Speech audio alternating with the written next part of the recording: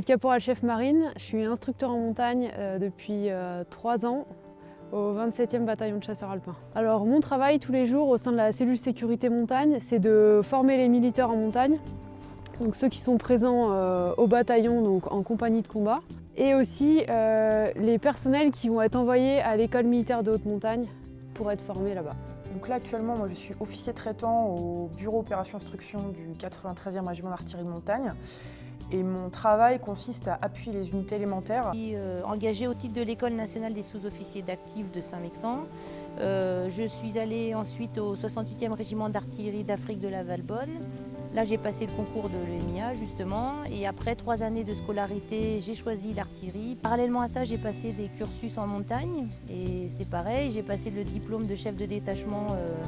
Et il n'y avait eu qu'une féminine dans le service des santé qui avait passé ce diplôme.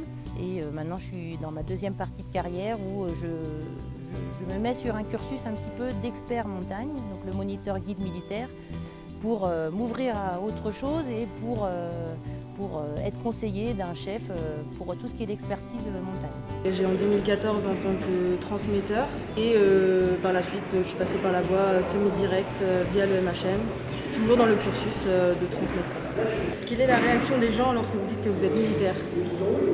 Ils sont étonnés, surpris la plupart du temps parce que je suis assez petite, menue.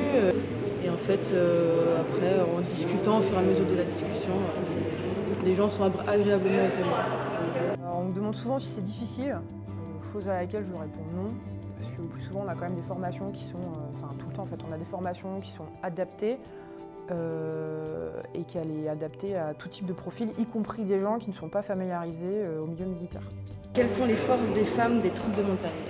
Le mental, je dirais le mental. Surtout la force de caractère. Le dépassement de soi et la bienveillance, tant dans la camaraderie que le commandement. Alors l'abnégation, c'est quand même un mot qui me semble assez important, la volonté et voilà, faire ses preuves. Comment allier la vie de femme, maman, épouse et vie militaire? Concession? Il y a évidemment des contraintes, notamment de disponibilité. En fait, il s'agit de trouver un équilibre entre vie professionnelle et vie privée. Comme dans n'importe quel travail en fait. C'est pas facile. Je dis souvent quand je rentre du travail que ma deuxième journée commence et que du coup ça demande beaucoup de temps et d'organisation. Mais on y arrive en étant voilà, effectivement organisé et en planifiant et la vie professionnelle et la vie familiale. Avez-vous un conseil pour les femmes qui réfléchissent à s'engager dans l'armée? Un conseil, je pense qu'il ne faut pas trop se poser de questions. Si c'est ce que vous avez envie de faire, il faut le faire et il faut foncer. Avoir le mental, s'accrocher, avoir un bon état d'esprit aussi. En montagne, c'est hyper important.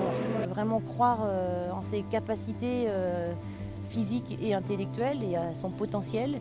On a quand même énormément de volonté et qu'avec la volonté, on peut déplacer des montagnes justement et qu'on peut réussir à casser des barrières ou à passer à des postes qu'on n'aurait peut-être pas envisagés au début de sa carrière. Je dirais de démystifier les difficultés qu'elles peuvent imaginer et que ce sera sans doute l'un des moments les plus inoubliables de leur vie.